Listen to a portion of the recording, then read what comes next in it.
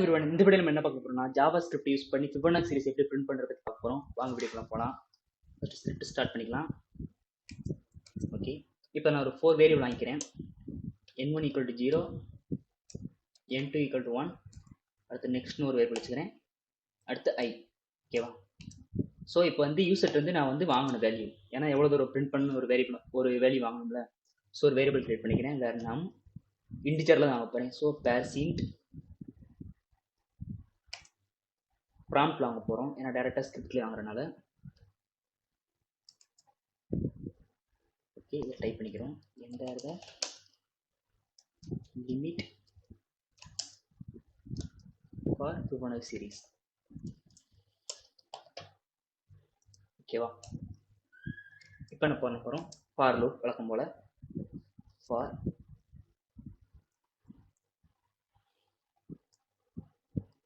வழக்கம் போல் i = 1, i <= num.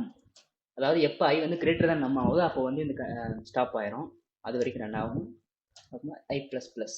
ஓகேவா? இப்போ என்ன பண்ண போகிறோன்னா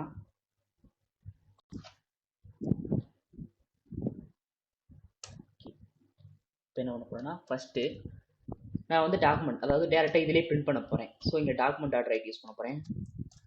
document.write அதிலே யூஸ் பண்ணுறதுனால pr tag அடுத்து பிரிண்ட் பண்ணுறதுக்காக ப்ளஸ் n1 தான் 0ல ஸ்டார்ட் ஆகும். ஓகேவா? First next equal to n1 + n2. ஓகேவா? ஸோ ரெண்டுமே ஆட் ஆகும். n1 வந்து 0 + 1 1 இருக்கும். நெக்ஸ்ட்டில் வந்து 1ங்கிற வேல்யூ ஸ்டோர் ஆகிருக்கும். அடுத்து என்ன பண்ண போகிறோம்னா n1 = n2. அப்போ என்ன ஆகும், n1 பதிலாக n2ஓட வேல்யூ ஸ்டோர் ஆகும். n2 வந்து என்னது 1, அப்போ n1 பதிலாக 1ன்னு ஸ்டோர் ஆகிருக்கும் 0லேருந்து. இப்போ என்ன பண்ண போகிறேன், அடுத்து n2 = நெக்ஸ்ட்டு. ஓகே, இப்போ என்ன பண்ண போகிறேன், n2 பதிலாக நெக்ஸ்ட்டோட வேல்யூ. நெக்ஸ்ட் என்னது, ஆல்ரெடி n1 + n2 ஆட் ஆகிடுச்சுக்கோமா. அப்படி இதேமாரி திருப்பி பண்ணும்போது நமக்கு வந்து ஆட்டோமேட்டிக்காக பிரிண்ட் ஆகும்.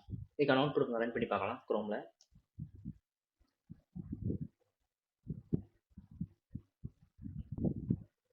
ஓகே, இப்போ நான் 5ன்னு கொடுக்கேன். அதுக்கான வேல்யூ ரன் ஆயிடுச்சு. 0 0 1 கொடுத்தா 1 1 + 1 2 1 + 2 3. தேங்க்யூ ஃபார் வாட்சிங்.